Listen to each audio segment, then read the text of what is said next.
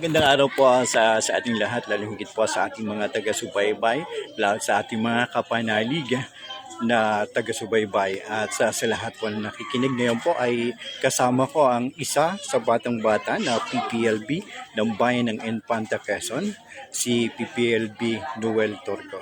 At ano po yung nagtulak sa inyo bilang pumasok sa politika muna?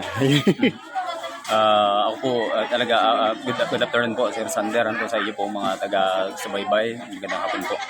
Ako po bata pa lang talaga po ako po ay na sa politika. Sa mga school po na una, then siguro talaga pag habang na edad ka ay nagiging na ng kalooban mo yung ginagawa mo kasi sabihin ko po talagang sa politika may hirap pero masaya po pag nakakagawa ka ng maganda. Dahil ito po si Kapitan ay isa sa yon mga nakasabayan ko noon na talagang ang pumaglingkod sa paaralan pa lang talagang yung paglilingkod ay tunay. At siya po ay isang barangay captain sa dating sikat na sikat. Sikat na sikat sa droga, pero malaki yung pagbabago. Ano po yung isa sa pumaraan para magkaroon ng pagbabago, yung dating imahe na sa droga? Ang naging ko po dyan sa Poblasyong Bantilan ay siyempre kung gano'n yung imahe mo, dapat alamin mo muna yung kahinaan at kalakasan ng barangay mo. Mula sa tao at saka din sa mismong barangay, ano yung meron ka doon. Then, ang isa po dyan, talaga dapat pag gagawa ka, huwag kang magpapakita, dapat pantay-pantay. Walang kinikilingan ka mag-anak manu-ano para maipatupad mo ng maayos at hindi ka mapansin ng mga kabarangay mo na mayroon kang sinusupil at mayroon din namang pinapabayaan. Then, siyempre, yung koordinasyon sa ating lokal na pamahalaan, siyempre, particular sa ating punong bayan, Philippine Grace America, para dun sa mga kinakailangang proyekto na kumbagay tulungan yung barangay at saka yung LGU para maisakatuparan yung mga proyekto na kailangan ng barangay. Sa kasalukuyan po, ano na yung kalagayan ng inyong barangay tungkol sa usapin sa droga?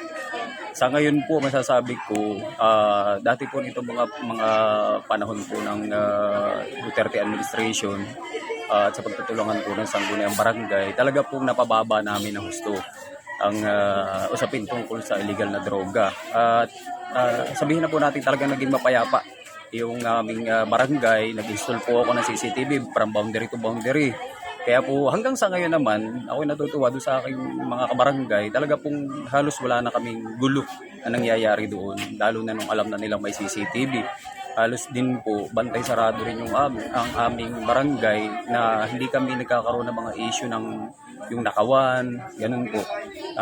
Marami din pong nasusolve na talagang ini-encourage ko yung mga punong barangay na magpa-install ng mga CCTV para makapagtulong-tulungan kami doon sa pagresolba ng problema, lalo na sa nakawan, illegal na droga.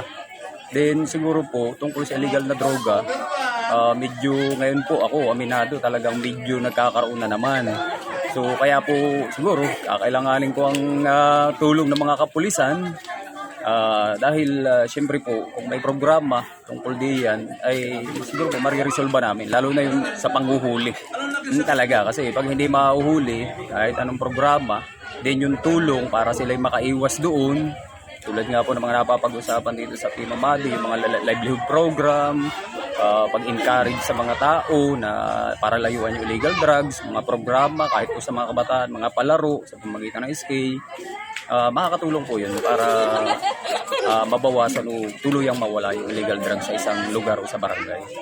Bilang kayo po sa kasalukuyan ng PPLB, ano po yung panawagan ninyo sa mga kapitan na nasasakupan mo at sa mga kapitan na makakapanood itong ating usapan? Ako po ay nagpapasalamat na magkaroon ako ng pagkakataon na sabihin sa ating pong mga kasamang punong barangay.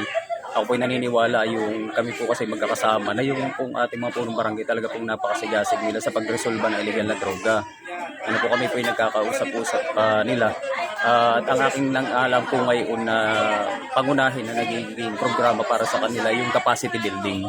Kasi po dapat talaga, alam mo yung pinasok mo, may kakayanan ka. At kung may kakayanan ka, mas i-develop mo sa pamamagitan ng mga training and seminar, yung workshop, ayan po. At siyempre, lagi pa rin yung tulong ng iba't ibang ahensya para sa pagresolba ng mga problema sa barangay. Yun. At medyo nakita ko dati yung sa mga post mo nakikita ko. Tapos ngayon ay live ko nakikita. Ano po yung nangyari sa iyo? Bakit kayo ay merong ganyan? Ako po nabakala, naoperahan, na-aksidente kasi po ako po ay nagmotor nung meeting. Siguro sa sobrang pagod, tapos basang-basa ako ng ulan hanggang Lucena. Nagpalit lang ako doon. Tapos ako, nung pagkatapos ng meeting, bumalik na ako. Talagang isa lang po masasabi ko, pangaral din sa ating mga kabarangay at mamamayan, ano po. Oo, kailangan natin ng trabaho, kailangan natin mga gawain para tayo makasurvive sa pang-araw-araw. Pero tandaan din natin, kailangan din natin yung ating katawan para tayo makapaghanap buhay. Kaya pag tumatawag yung ating katawan, pagbigyan natin. Halimbawa nga po, kagaya ko, ako inaantok na, pinilit ko pa. Talaga po palang pag nakaranas ka ng antok, mas makabubuti sa tumigil ka na. Matulog ka muna ng kaunti bago ka uli mag-drive para maingatan mo yung sarili mo. And maraming po salamat sa pagpapaunlak ninyo at sana ay marami ring makakulat ng mabuting aral sa inyong naipayo at nakita ko naman yung pag-unlad ng inyong barangay kahit medyo bihira na rin akong bumisita kaya nagtatanong ako doon sa ang bilis ng pag-unlad, meron pa bang nakawan? At yun po, nabanggit po ninyo yung kaayos ng inyong barangay. Maraming salamat po Sir Sander, saka po sa lahat po ng manonood at taga-subaybay mo. Magandang hapon po sa inyo.